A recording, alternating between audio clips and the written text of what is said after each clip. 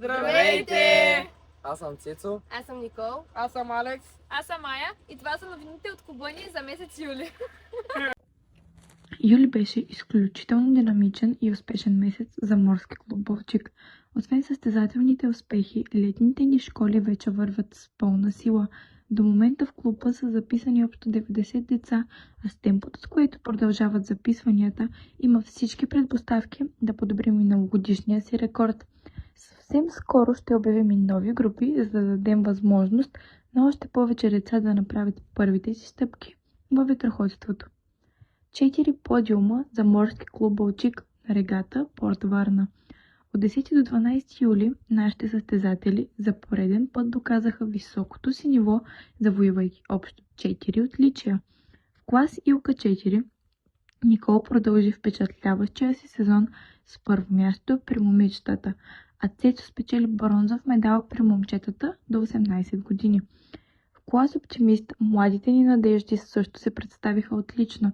Яница и Преси заслужиха бронзови медали при най-малките състезатели.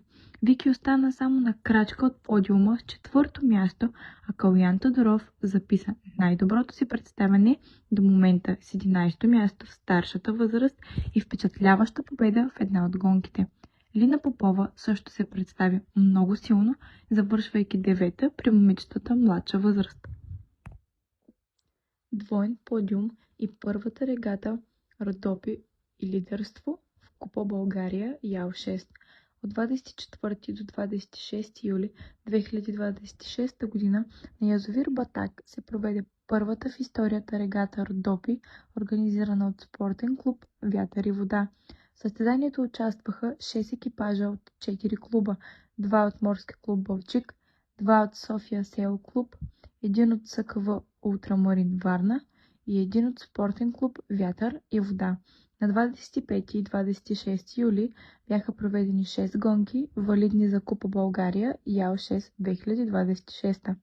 Екипажът на Морски клуб Балчик с шкипер Николай Станев завоюва второ място в крайното класиране, а екипажът с шкипер Стоян Георгиев спечели третото място. Победител в регатата стана екипажът на Васил Беязов от София Сел клуб. След това състезание във временното генерално класиране за Купа България Ял 6 2026 лидер е именно екипажът на Николай Станев от Морски клуб Балчик. До края на сезона остават още 2 регати в Балчик и на язовир Искър, които ще се проведат през октомври.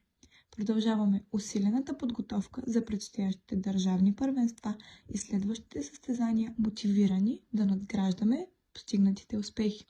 Благодарим за подкрепата на господин Николай Ангелов, кмет на община Балчик, White House Golf and Spa Resort, Калиакрия Резорт, Хотел Мистрал и Bulgarian Sailing Federation. Без вашата подкрепа тези успехи нямаше да бъдат възможни. Благодарим, че сте част от пътя на Морски клуб Балчик. Благодарим ви, че гледахте. Може да ни последвате в TikTok, Facebook и Instagram. Чао! Чао!